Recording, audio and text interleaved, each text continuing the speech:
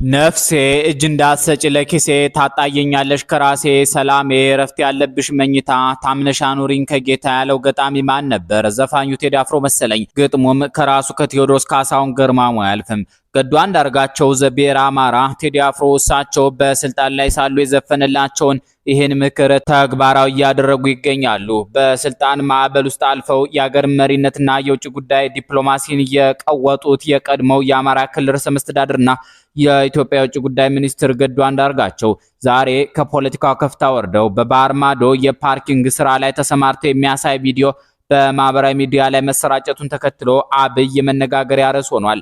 ጉዳዩ ከዚህ ቀደም በተመሳሳይ መልኩ በፎቶ ተደግፎ የወጣና በኋላም በሐሰተኝነት የተፈረጀ እንደነበር የሚታወስ ቢሆንም ራሳቸው ገዱ በዚያው ሰሞን በሰጡት ቃለ መጠይቅ ቤተሰባቸውን ለማስተዳደር ደፋ ቀና እያሉ መሆናቸውን አሁን ወዛደር ሆኜ እየሰራው ነው ያለሁት በማለት መግለጻቸው ይታወሳል። ይህ እውነታውን ያጠናክረዋል። ገዱ በዚያው ቃለ መጠይቃቸው የዶክትሬት ዲግሪ ተምረው መመረቃቸውን ቢገልጹም ትምህርታቸው ከመኪና እረኝነት ለምን አልታደጋቸውም የሚለው ጥያቄ ግን እንደቀጠለ ነው። ይህ አጋጣሚ በኢትዮጵያ ፖለቲካ ባህል ውስጥ እምብዛም ያልተለመደ ነገር ግን ጥልቅ ህሊናዊና ሞራላዊ ትርጉም ያዘለ ሁኔታ ሆኗል። የዲያስፖራውና የሀገር ውስጥ ማህበራዊ ሚዲያ ተጠቃሚዎች እንዲሁም ታዋቂ አስተያየት ሰጪዎች ጉዳዩን በተለያዩ እይታዎች ተንትነውታል። አባ ግርሻ ራያ የወንዙ ልጅ ገዱን ምራቃቸውን የዋጡ አማራ ሲል ገልጿቸዋል። ስልጣናቸውን ለግል ጥቅም አውለው ህዝባቸውን አለመዝረፋቸውን በመጥቀስ አሁን በስልጣን ላይ ያሉ አካላት ልጆቻቸው በኒውዮርክ ጎዳናዎች የሚያሳዩትን ቅንጡ ህይወት በመንቀስ የሁለቱን የሞራል ልዩነት አጉልቶ አሳይቷል። ቪኪ የተባለችውን የውበት ገንቦ ከገዱ አንዳርጋቸው ጋር ማገናኘቱ ይመስላል። ቪኪ ምንም ሳትሰራ በአሜሪካ ምድር የበሰለ እንጆሪ መስላ ተቀማጥላ እየኖረች ነው። ገዱ 35 ዓመት ለድሃ ወገናቸው ታግለው ዛሬ መኪና ጠባቂ እረኛ ናቸው። በእርግጥም ወለፈንዱ ይገርማል። ቃል ኪዳን ዳዊት የተባሉ ጸሐፊ በበኩላቸው ከሙስና የጸዱ እጆች ሲሉ ገዱ አንዳርጋቸውን የገለጿቸው ሲሆን አጋጣሚውንም የላብ አደርነትና ስራ አለመናቅ መገለጫ አድርገው አቅርበውታል።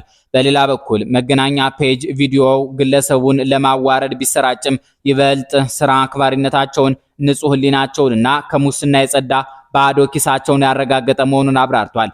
በደም እንጀራና በሙስና ሀብት አከማችቶ በዱባይ ቅንጡ አፓርትመንት ከመግዛት በላብ ወዝ የሚበላ ቁራሽ እንጀራ የላቀ ክብር እንዳለው አጽንኦት ሰጥቷል። ኤፍሬም ጉዑሽ ደግሞ በፖለቲካው ታሪክ ስልጣን ላይ የወጡ ሰዎች የህዝብ ሀብት ሲመዘብሩ በኖርበት ሀገር ከከፍተኛ ኃላፊነት ወርዶ ህጋዊ ስራ መስራት የስነ ልቡና ጥንካሬና የሞራል የበላይነት መገለጫ መሆኑን በመግለጽ ስልጣን ጊዜያዊ ነው፣ ሀቅ ግን አይወድቅም የሚል ትልቅ ትምህርት እንደሚገኝበት አብራርቷል። ጋዜጠኛ ኤልያስ መሰረት ቪዲዮውን የለቀቁ አካላት ግለሰቡን ለማሸማቀቅ አልመው ቢሆንም እውነታው ግን የህዝብ ሀብት ይዘው ሳይሸሹ በነፃ ህሊና እየኖሩ መሆናቸውን የሚያሳይ በመሆኑ የተሳሳተውን የህብረተሰብ የክብር መለኪያ አጋልጧል ሲል ተንትኗል። የአብይ አህመድ አሊ አወዳሽ ተብሎ የሚገለጸው ናትናኤል መኮንን በበኩሉ ባለፈ ክብር ላይ ተንጠልጥሎ ከመኖር ይልቅ ስራን በስራነቱ አክብሮ ቤተሰብን ማስተዳደር የትልቅነት መገለጫ መሆኑን ጠቅሶ ይህ ክስተት ለአሁኖቹ ባለስልጣናት ወንበር ያልፋል፣ ታሪክ ግን ይቀራል የሚል ትልቅ ማስጠንቀቂያ መሆኑን አመልክቷል። በአጠቃላይ ይህ ክስተት በቀደምት ባለስልጣናትና በአሁኖቹ የመንግስት አመራሮች መካከል ያለውን የሞራልና የስነ ምግባር ልዩነት በግልጽ የታየበት ስራን አለመናቅና በንጹህ እጅ ማገልገል የሚያስገኘውን ዘላቂ ክብር ያረጋገጠ ሁኔታ ሆኖ አልፏል። መቼስ የሰው ልጅ ህይወት እንደ ወንዝ ፍሰት ነው። በአንድ ወቅት በኃይል የሚጋለብ በሌላ ወቅት ደግሞ አቅጣጫውን ቀይሮ ወዳልታሰበ አቅጣጫ የሚፈስ እንዲሁም የሚመናመን በኢትዮጵያ ዘመናዊ ፖለቲካ ታሪክ ውስጥ ጎልተው ከወጡና የበርካታ እውነቶች ማዕከል ከነበሩት ሰዎች አንዱ ዛሬ የመኪና እረኛ ሆነዋል ተብለው ቪዲዮ የተለቀቀባቸው ገዱ አንዳርጋቸው ናቸው። ከቤተ ክርስቲያን ትምህርት ቤት ጥላ ስር የጀመረው ህይወታቸው ወደ ዘመናዊ ትምህርት ከዚያም ወደ ገጠር የታጠቀ ትግል በመቀጠልም እስከ ክልል ርዕሰ መስተዳድርነትና ውጭ ጉዳይ ሚኒስትርነት አድጎ ዛሬ ደግሞ በአዲሱ የስደት ህይወት ምዕራፍ ላይ ይገኛል። የገዱ አንዳርጋቸው ህይወት ጉዞ የሚጀምረው በኢትዮጵያ ባህላዊ የትምህርት ስርዓት በቤተ ክርስቲያን ቅጥር ግቢ ውስጥ ነው። የመንፈሳዊ ትምህርት ቅንነትና ጥልቀት የህይወታቸውን የመጀመሪያ መሰረት ጥሏል። በመቀጠል ወደ መደበኛው ዘመናዊ ትምህርት በመዛወር የመጀመሪያ ደረጃ ትምህርታቸውን በዳውንት አንደኛና መለስተኛ ደረጃ ትምህርት ቤት፣ የሁለተኛ ደረጃ ትምህርታቸውን ደግሞ በወገል ጤና ተከታትለዋል። ነገር ግን ታሪክና የፖለቲካ ማዕበል እድላቸውን ቀይሮታል። በ1982 ዓ.ም የ11ኛ ክፍል ተማሪ ያሉ የኢህአዴግ ኃይሎች አካባቢውን ሲቆጣጠሩት የመማሪያ ደብተራቸውን ዘግተው ወደ ትጥቅ ትግል ገቡ። ወጣትነታቸውን ለፖለቲካ ትግል የገበሩበት ይህ አጋጣሚ የወደፊት ህይወት መስመራቸውን ወሰነው። በኋላ ላይ እንደተናገሩት ያቋረጡትን የ12ኛ ክፍል ትምህርት በሰላም ጊዜ በመደበኛ መንገድ አጠናቀዋል። ስራ ከጀመሩ በኋላም የትምህርት ጥማታቸውን አላቆሙም። የመጀመሪያ ዲግሪያቸውን በኢትዮጵያ ሲቪል ሰርቪስ ኮሌጅ በልማት አስተዳደር ትምህርት ዘርፍ አግኝተዋል። በመቀጠል በ1997 ዓ.ም በአሜሪካን ሀገር ከሚገኘው ፓሲፊክ ዩኒቨርሲቲ በተቋማዊ አስተዳደር ሁለተኛ ዲግሪያቸውን ማግኘት ችሏል። በቅርብ ጊዜያት ደግሞ በማህበራዊ ሳይንስ ዘርፍ የዶክተርነት ማዕረግ ወይም ፒኤችዲ መጫናቸውን ገልጸዋል። የገዱ አንዳርጋቸው የፖለቲካ ጉዞ በደረጃ እድገት በዞንና በወረዳ አመራርነት የጀመረ ሲሆን በአማራ ክልል ከፍተኛ ኃላፊነት ቦታዎች ላይ እንዲደርሱ አድርጓቸዋል። እስከ 1997 ዓ.ም መጨረሻ ድረስ በወረዳ በዞንና በተለያዩ የፓርቲና የመንግስት መዋቅሮች ሲያገለግሉ ቆይተው ከ1997 እስከ 1999 ዓ.ም የአማራ ክልል ማስታወቂያ ቢሮ ኃላፊ ሆነው ሰርተዋል። ከ1999 ዓ.ም እስከ 2001 ዓ.ም በክልሉ የፓርቲ ጽህፈት ቤት ኃላፊ በመቀጠልም ከ2001 እስከ 2006 ዓ.ም የአማራ ክልል ምክትል ርዕሰ መስተዳድር ሆነው አገልግሏል። ከ2006 ታህሳስ እስከ 2011 የካቲት ወር ድረስ ደግሞ የአማራ ክልል ርዕሰ መስተዳድር ነበሩ። ከዚህ በኋላ የኢፌዴሪ የውጭ ጉዳይ ሚኒስትርና የጠቅላይ ሚኒስትሩ የብሔራዊ ደህንነት አማካሪ ሚኒስትር በመሆን እስከ ከፍተኛው የሀገር አመራር ማዕረግ ደርሰዋል። በፖለቲካው ማዕበል ውስጥ የቆዩባቸው ዓመታት ለገዱ አንዳርጋቸው ቀላል አልነበሩም። በ2011 ዓ.ም ከዘመን መጽሔት ጋር ባደረጉት ቃለ ምልልስ የስልጣን ማዕረግ ከቤተሰብና ከማህበራዊ ህይወት እንዴት እንዳራቃቸው በግልጽ አብራርተዋል። ለብዙ ዓመታት ፋታ እንዳልነበራቸው ከስልጣን በኋላ ግን ቢያንስ ከቤተሰቦቻቸው ጋር የሚመካከሩበት የሚነጋገሩበትና ቤተሰብ የሚጠይቁበት ጊዜ ማግኘታቸውን ተናግረዋል።